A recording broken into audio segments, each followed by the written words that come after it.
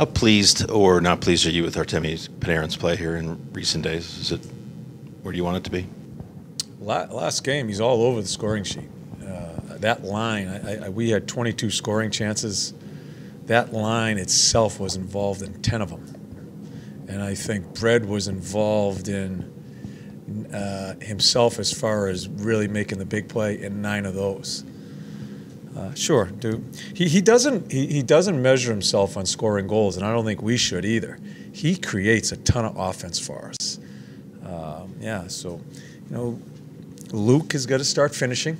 He's a little bit of a swell here, and where everything was going right for him, it's kind of dipped a little bit. But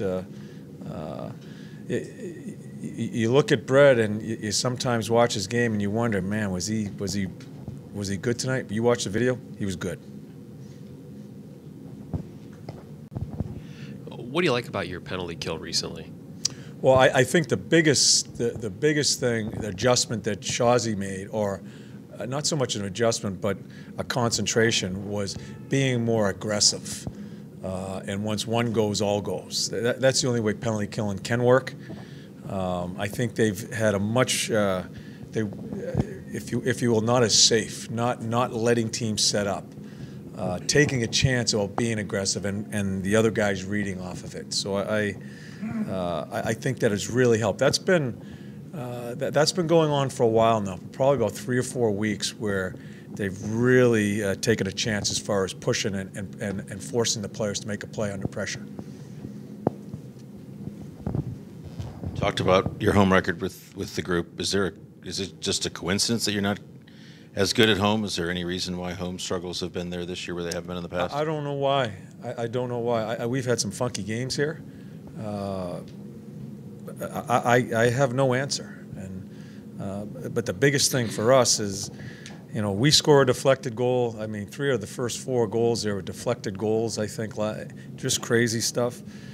We've got to force the issue and be even better to try to get some puck luck come our way. Don't whine about it. We got to get it to come our way, and try to help us out of this little jam. But I just don't have an answer as far as where we've gone. I thought it was one of our better team games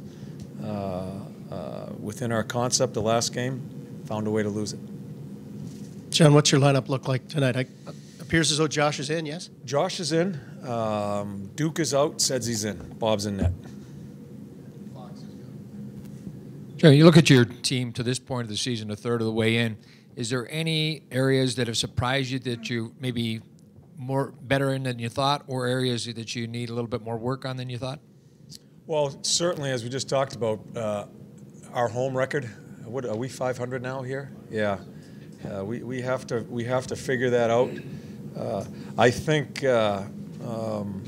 one of the things that we solved after I think we solved it as far as what our identity is. I think when we added Brett and started adding some more skilled players to our team, we forgot that you can forecheck in this league too, and not just try to make plays.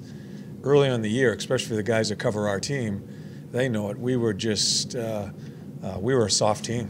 We tried to finesse our way to wins, and you can't in this league. I think we've done a much better job of doing that. I keep reminding the team, just remember, before we got into this little bit of jam in the last 4 or 5 games, we were playing a ton of confidence. I think we're 8-2-1 in the last 11 prior to that. We're in a jam here now, but we just got to remain to our identity. And I think that's a key if we're going to get out of this, is to make sure we stay sharp there. John, selling a young offensive-minded player on the full 200-foot game, is there an element there that is the most difficult sell? Who are you speaking of? I just read some comments of you recently, just trying to get younger guys to understand that it's that both sides first, both sides. Yeah, well, no specific player, just kind of a. It's probably one of the biggest things we have to do as coaches. I think the biggest part of a coach's job is to teach players, no matter who they are, how to play away from the puck. I don't think we see the game. At least I don't. I don't think we see it like the offensive people, what they see as far as they create. So why get involved in that? Let them create and leave them alone.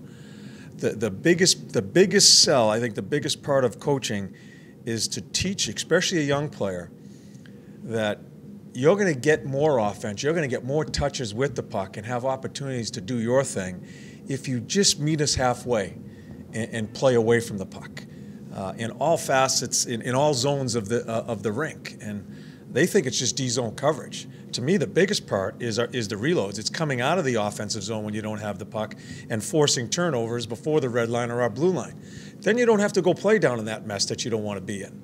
And that's where you gain more offense. Foxy, it's tougher now because it's more of an offensive game and there's a lot of goals going in the net. Everybody wants a piece of the pie that way.